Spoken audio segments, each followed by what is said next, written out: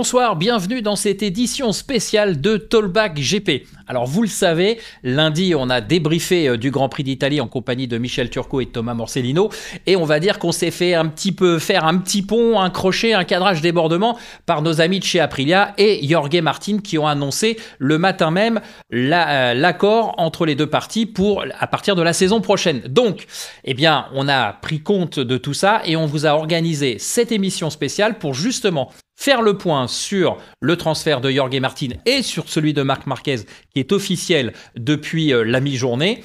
Et on va surtout se projeter sur la fin de la saison et sur l'échiquier du championnat du monde MotoGP 2024 et 2025 pour voir un petit peu les conséquences de ce transfert à sensation. Alors, pour débriefer, eh bien, comme d'habitude, on va retrouver Michel Turcot. Salut Michel.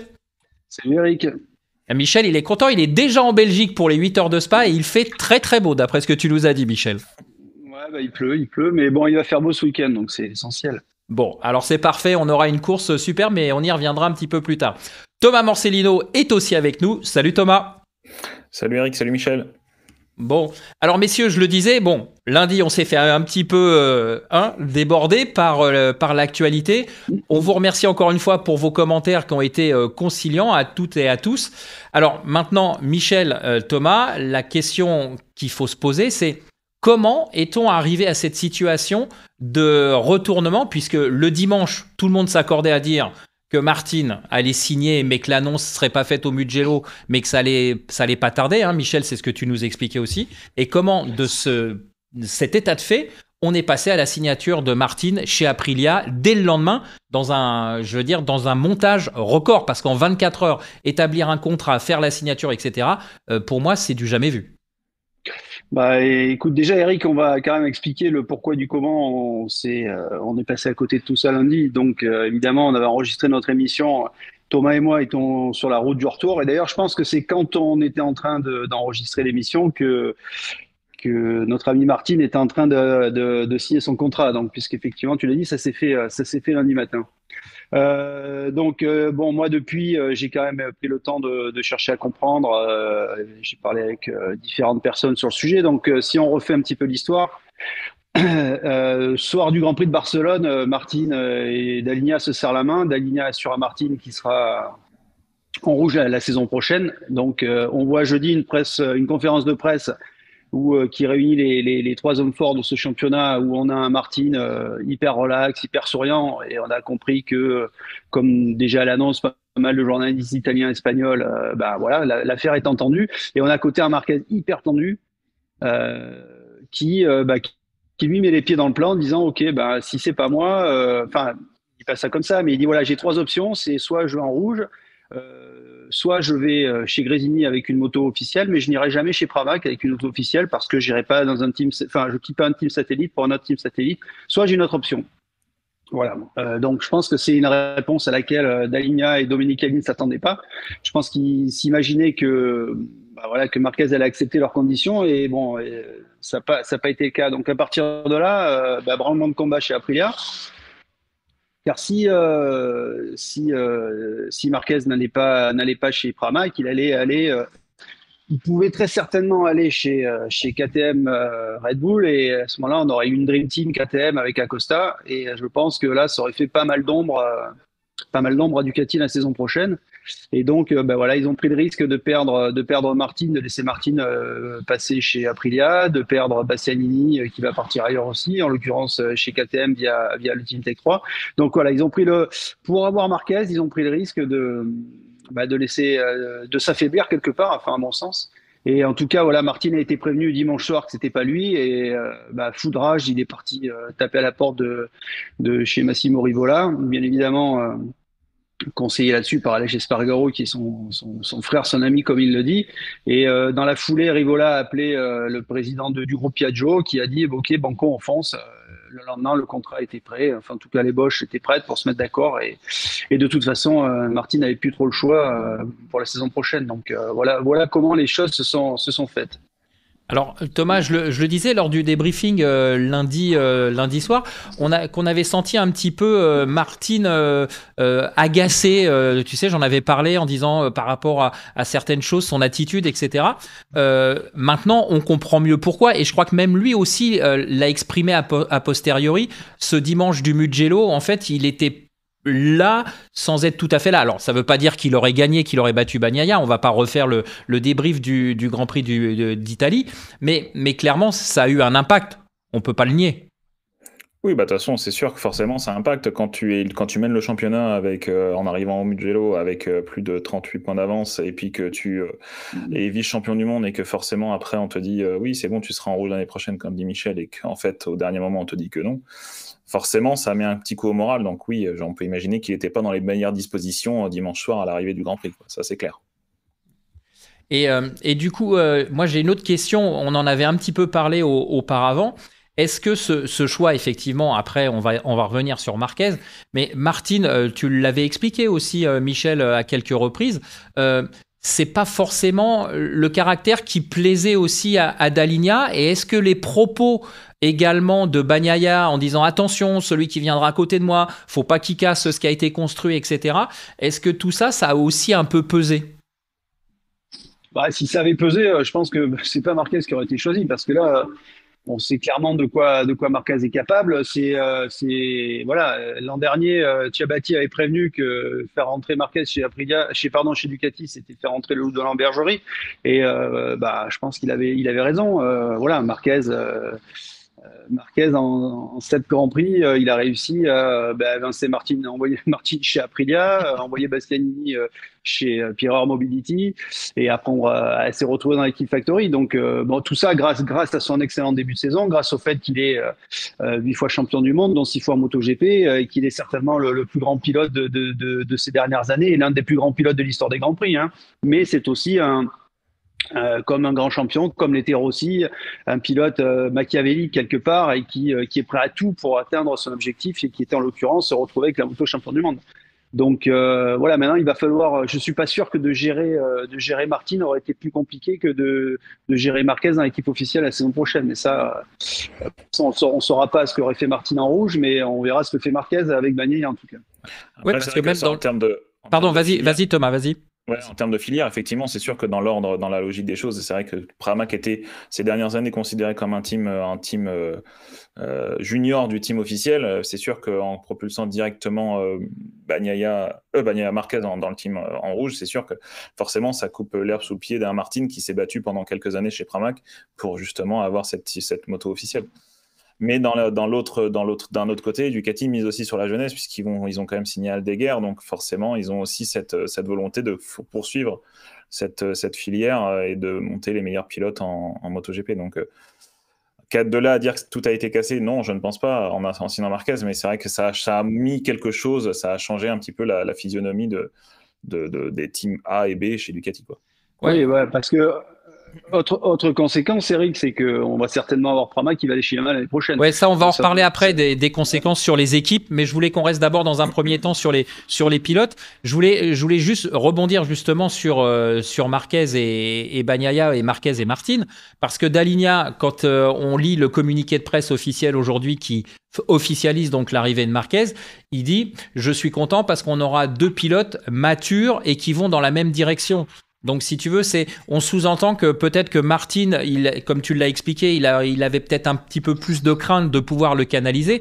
Maintenant, d'un autre côté, pour aller dans ton sens aussi, Michel, quand on se rappelle de ce qui s'est passé à Portimao avec Bagnaia et Marquez qui s'accrochent, à Jerez où ça a quand même été plus que chaud, j'ai du mal à concevoir que tout le monde aille dans la même direction, et c'est un peu normal aussi. On va avoir 2 grands champions avec la meilleure moto du plateau. On va se retrouver un petit peu, alors je sais pas si vous serez d'accord avec moi sur la comparaison, mais avec Rossi et l'arrivée de Lorenzo chez Yamaha à l'époque.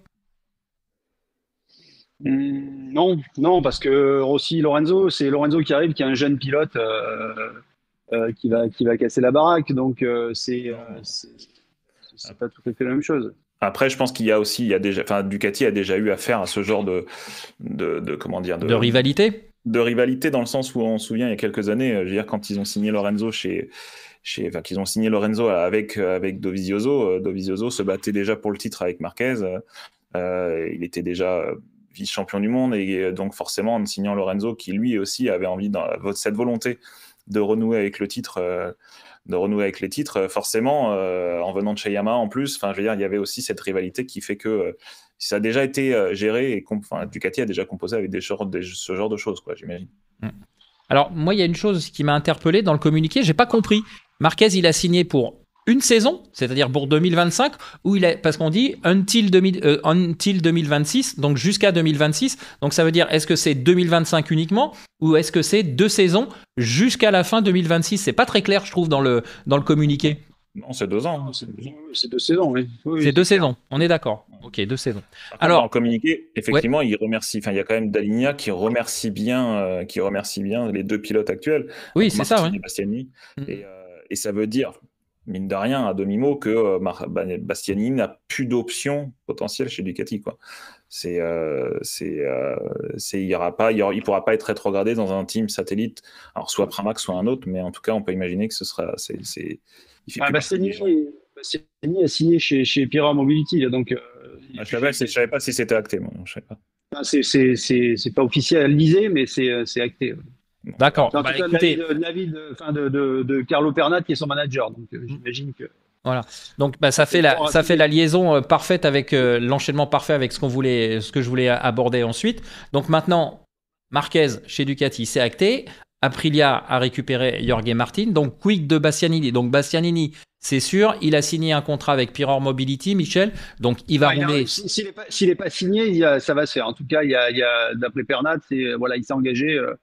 Pour l'instant, verbalement, je ne sais pas si sa signature est posée en bas du contrat, mais en tout cas, c'est décidé en tout cas. D'accord. Après, et à ce propos, pour terminer, il se pourrait aussi que l'équipe T3 l'année prochaine repasse sous les couleurs KTM. Pardon, à ce moment-là, il n'y aura plus de gaz en MotoGP, mais 4 KTM. D'accord, avec un team A et un team support. Là, la tendance, puisqu'on en est à parler de transfert, donc là, la tendance, ça serait d'avoir. Il y a notre pilote qui tape à la porte là, de chez KTM, c'est Mir. Donc, on pourrait très bien avoir Mir et Bastianini chez Tech 3 et Binder, Acosta dans l'équipe officielle, quoi. Ouais, c'est ce que je te disais l'autre jour, Michel. Effectivement, c'est vrai que pour le contrat apparemment qu'avait Binder, c'était vraiment de rester dans le team officiel. Mais pas d'être rétrogradé entre guillemets dans le team satellite. Mais bon, c'était. Ouais, enfin, Tech 3 aujourd'hui, c'est propriété de KTM quelque part. Ouais. Donc, je pense que si Marquez était arrivé, ça aurait pas posé un problème de mettre Binder chez Tech 3. Non, c'est sûr, mais tu sais très bien comment sont les pilotes. Si on leur dit qu'ils sont dans un team indépendant. Voilà. Oui, enfin, je pense que le problème de Binder, c'est qu'aujourd'hui, je suis pas sûr qu'il puisse imposer quoi que ce soit chez KTM. C'est pas Marquez. Oui, non, mais ça c'est clair. Et puis effectivement, le caillou Acosta grossit à chaque Grand Prix dans sa chaussure, ça c'est clair. Donc clairement, maintenant, il y a aussi une autre question qui se pose et qui va être directement liée à ces transferts. C'est quid de Ducati? Parce que Ducati, on sait qu'il y aura normalement une structure en moins. Est-ce que en signant Marquez, Ducati ne sacrifie pas Pramac, justement, parce que on le sait, il y a des contacts entre Pramac et Yamaha, mais il y a aussi une autre équipe qui perd beaucoup et on n'en parle pas beaucoup non plus, c'est Gresini. Gresini, ils ont fait l'effort d'accueillir Marquez cette année, enfin l'effort. Ils ont accueilli Marquez, on est d'accord. Marquez aussi a fait des efforts, mais Gresini, ils perdent Marc Marquez et là, ils se retrouvent un petit peu en caleçon au bord de la route, quoi. Qu'est-ce qui va se passer clairement? Est-ce qu'il va y avoir encore ces 2 structures avec des Ducati ou est-ce qu'il faut s'attendre à ce qu'il y en ait une qui tourne le dos parce que Pramac a fait une communication un peu spécifique il y a 1 ou 2 jours en disant on est une famille, on reste soudés, etc. Mais ils ont absolument plus cité Ducati. Qu'est-ce qui se passe aussi là? Je l'ai dit, moi, de ce que je sais, c'est que Campinotti a très très mal vécu le fait que déjà entendre Marquez dire que en gros Pramac, ça valait rien, de pas avoir eu de soutien de Ducati par rapport à ça. Et je sais que déjà on sait que Campinotti était en colère après Daligna, donc ça n'a pas arrangé ses affaires. Il a déjeuné lundi midi avec Lynn Jarvis, donc ils étaient déjà en contact. On peut imaginer que Lynn Jarvis va faire une proposition financière particulièrement intéressante à Campinotti. Campinotti, il perd Martin. Morbidelli fait pas grand-chose. Donc on peut imaginer qu'il, pour lui aussi, il se disent que c'est l'heure d'un nouveau challenge. Et aller chez Yamaha, pourquoi pas. Le team Pramac, ça a été Honda avant de la Ducati, hein, donc rien n'est gravé dans le marbre, donc pourquoi pas changer. C'est pour ça que ce que je disais au départ, c'est que pour avoir Marquez, au final, Ducati, voilà, envoyait Martin chez Aprilia, envoyait Bastianini chez KTM, risque de perdre Pramac, donc au final, ça va quand même leur coûter très cher d'avoir dans leur rang Marc Marquez. Alors certes, octuple champion du monde, mais aussi pilote qui aura 32 ans en février prochain, qui en aura 34 à la fin de son contrat. Donc, voilà, c'est peut-être en termes d'image, c'est sûr que voilà, ça fait parler de Ducati énormément. Mais est-ce que Ducati avait besoin de ça pour continuer à gagner? Je suis pas certain. Mais voilà, en tout cas, la bonne chose, en tout cas pour nous dont le plaisir est de regarder les courses et de suivre tout ça, c'est voilà, ça fait des changements, ça va redistribuer les cartes l'année prochaine et ça va mettre voilà, du neuf dans le championnat, et ça c'est bien cool par contre. Ouais. Alors moi j'ai aussi une question, peut-être que Thomas, je vais me diriger vers toi, puis après éventuellement Michel donnera son avis. Moi si je suis Yamaha, si je dois absolument récupérer une autre équipe, sachant que les problèmes où on est, la Yamaha est en reconstruction, on va pas se mentir, est-ce que ça serait pas plus logique d'aller chercher une équipe comme Gresini, qui va certainement lui coûter moins cher, parce que Gresini n'est pas aussi, je dirais, valorisé que Pramac, plutôt que d'avoir Pramac qui va, évidemment, dans la négociation, va dire, attendez, nous, on a gagné ci, on a joué le titre de champion du monde, etc.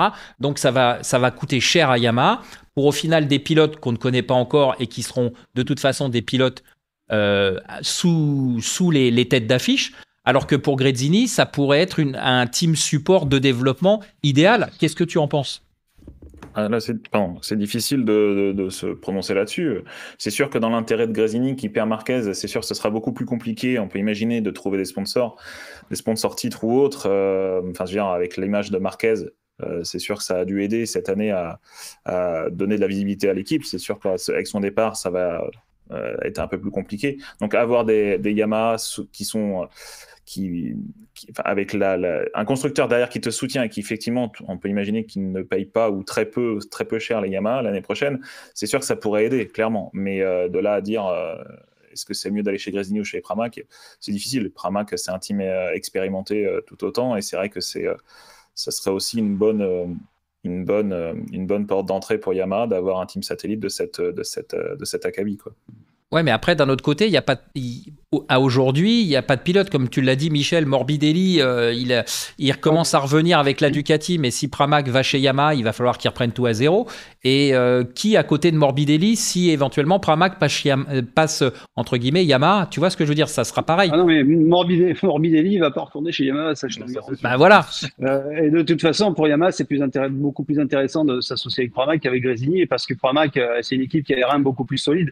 Gresini, ça bricole, c'est un team qui a failli être vendu, revendu, qui se maintient un peu sous perfusion aussi par des petits sponsors, par l'aide de la Dorna. Voilà, on s'attendait à ce que l'arrivée de Marquez permette de trouver des sponsors, ça n'a pas été le cas. Donc, je pense que pour Yamaha, voilà, les perspectives d'avenir sont plus solides du côté de Campinotti que la veuve de Fausto chez Gresini, quoi. Ouais. Après, donc ça veut dire en plus les teams, sauf erreur, Michel, les teams ont signé jusqu'en 2027 aussi, donc typiquement on ne sait pas aussi de l'avenir de ces teams, les teams satellites auprès de la Dorna, de leur engagement, tu vois ce que je veux dire. On peut imaginer effectivement que Gresini a peut-être moins les reins solides pour continuer avec l'arrivée du nouveau règlement qu'un Pramac, quoi. Ouais, mais est-ce que Gresini peut être en danger justement à la fin de cette saison? Je pense pas. Mais... Qu'est-ce que tu veux dire par là? Ils perdent Marc Marquez, comme tu l'as dit, même avec l'arrivée de Marc Marquez, on n'a pas vu de superbes arrivées de partenaires sur les carénages, etc. Du coup, il faut qu'ils retrouvent un remplaçant à Marc Marquez, mais on sait qu'il n'y aura pas le pilote qui a la notoriété de Marquez, ça c'est une évidence. Et est-ce qu'ils vont rester chez Ducati et à quel prix quand on sait qu'il faut il faut louer les motos. Donc clairement, est-ce que le départ de Marquez dans l'équipe officielle ne sacrifie pas aussi un petit peu quelque part Gresini? De toute façon, il pouvait pas rester là-bas. Donc pour lui, c'était clair. Il avait signé un an de contrat, c'était pas pour rester. Après, Grésini va pas disparaître de la circulation comme ça. Et il y a la Dorna qui aide. Si Liberty Media arrive, ça sera confirmé en fin d'année. Voilà, il y a des moyens d'aider. On peut pas laisser un team disparaître, à moins qu'il y ait un candidat au rachat. Euh, Ça, c'est une possibilité. Il y a des équipes. Je vais laisser Thomas, parce qu'il en sait un peu plus que moi sur le sujet, mais il y a des équipes Moto 2 qui aimeraient bien passer à MotoGP. Donc, à un moment donné, ça peut être aussi l'occasion, voilà, c'est d'un changement de main. Ouais. Comme on en a connu l'an dernier Oui, entre avec Aprilia Trackhouse et puis, voilà. puis le fameux data, crypto data. Ouais, totalement. Voilà. Ouais, non, c'est sûr. C'est sûr. Razali qui a revendu son équipe. Ouais. Et donc, Thomas, tu peux nous en dire un petit peu plus par rapport à ces équipes de Moto 2 qui viseraient l'élite? Non, pas forcément. Je peux pas forcément m'avancer sur ça. Bah si, il faut que tu nous dises plus. Oui, non, mais tu peux enfin, sinon c'est moi qui en parle, mais peu importe. Voilà, il y a des équipes américaines qui aimeraient bien être en MotoGP. Liberty Media Arrive. un propriétaire américain. Donc voilà, on peut imaginer que Trackhouse soit rejoint par voilà, l'équipe américaine qui est en Moto 2 qui a gagné dimanche dernier en Italie. Donc, et dont le camion est garé pas très loin d'ici. On n'a pas dit le nom, mais on a compris. Ouais. Alors, il y a aussi donc une incidence sur les transferts pilotes, parce que c'est pareil, là il va y avoir, ça va bouger de partout, parce que tu disais que Mir était aussi intéressé par KTM. Chez Honda, on va le dire clairement, c'est quand même pas du tout ce à quoi on s'attendait. Donc si Mir s'en va, qui pourra aller chez Honda? Miller sacrifié sur la place publique, même pas chez Tech 3, et entre guillemets même pas recasé chez Tech 3. Qu'est-ce qu'on peut attendre de ces pilotes qui sont toujours en fin de contrat à fin 2024 et qui aujourd'hui en fait sont les acteurs passifs de ce marché des transferts?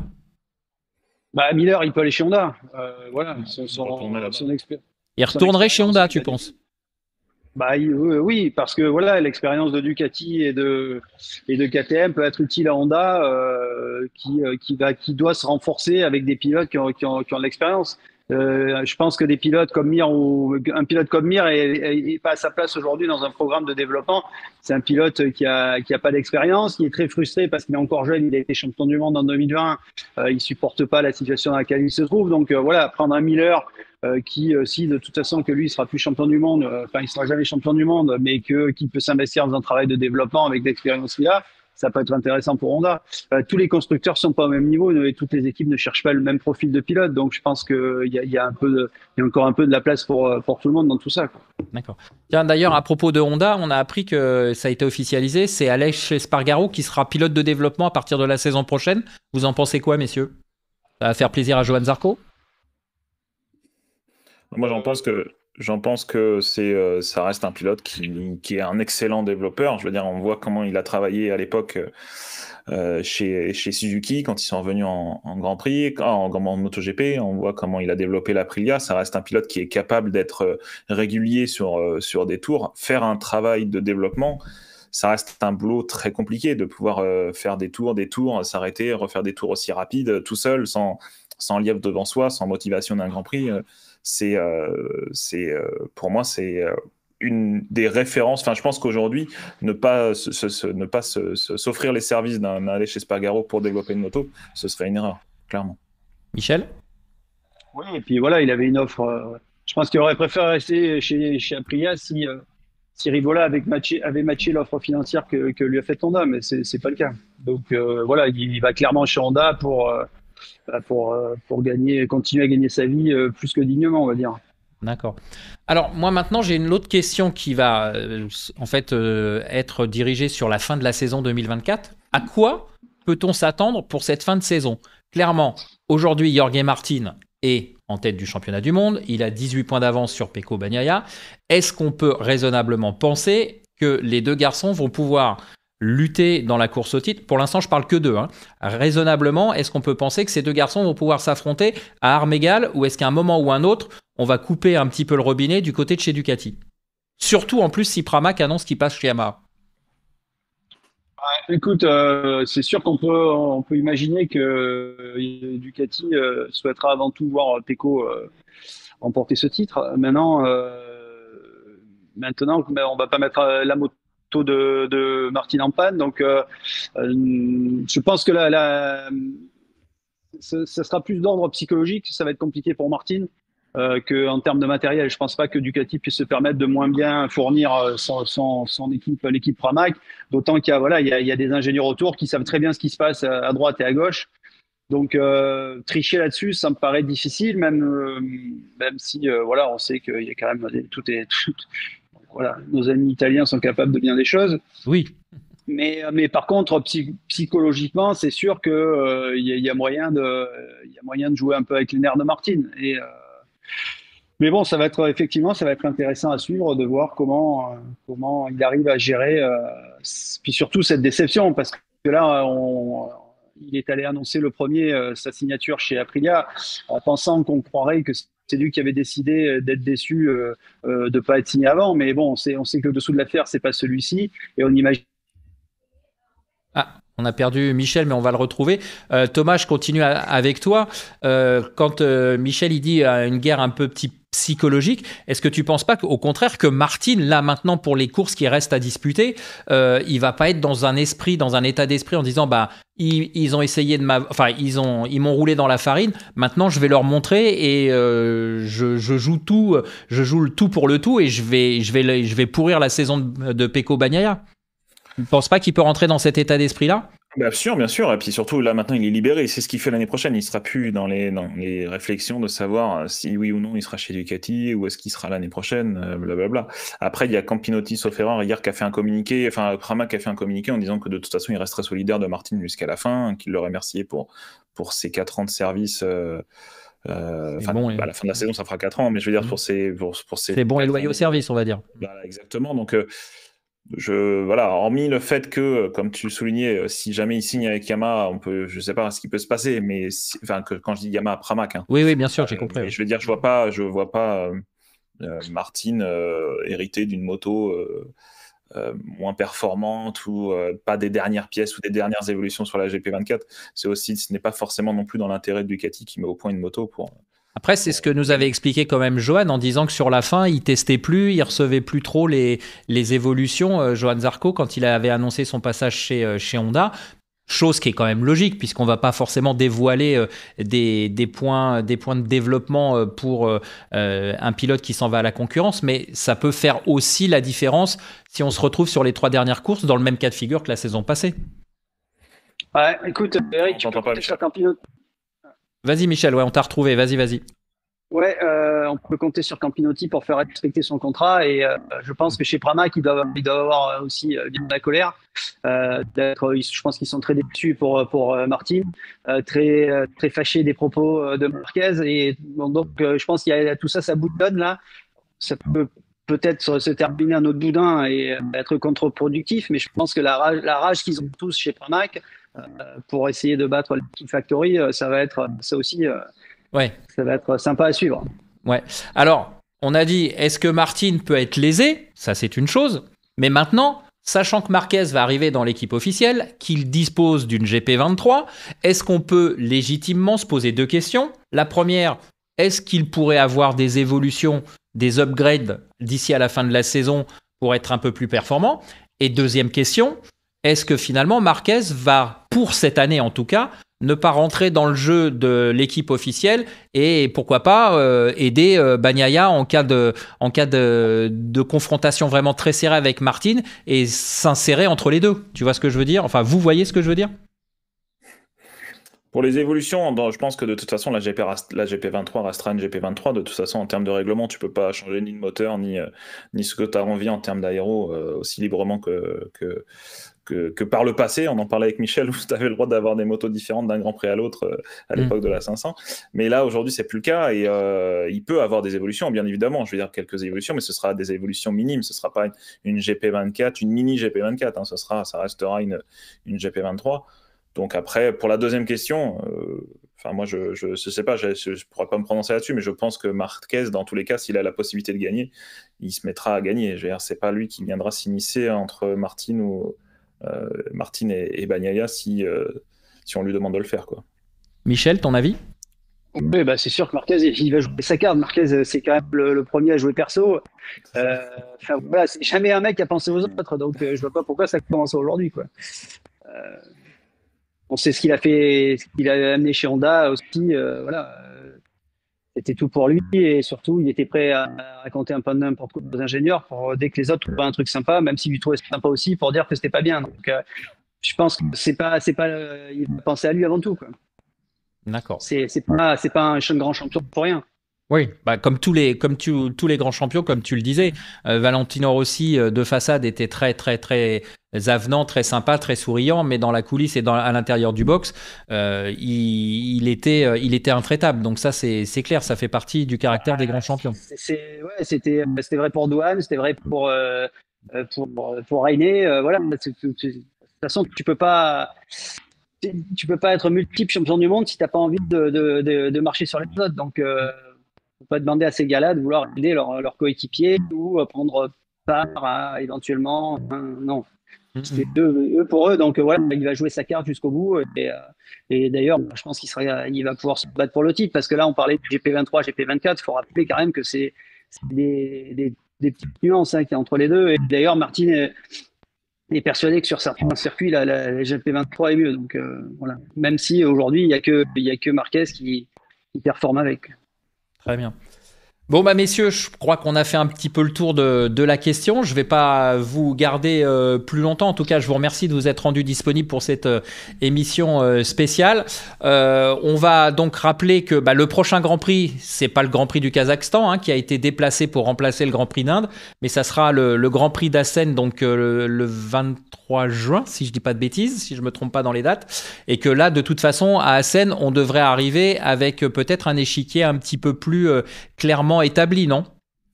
C'est le 30 juin. 30 juin, pardon, excuse-moi.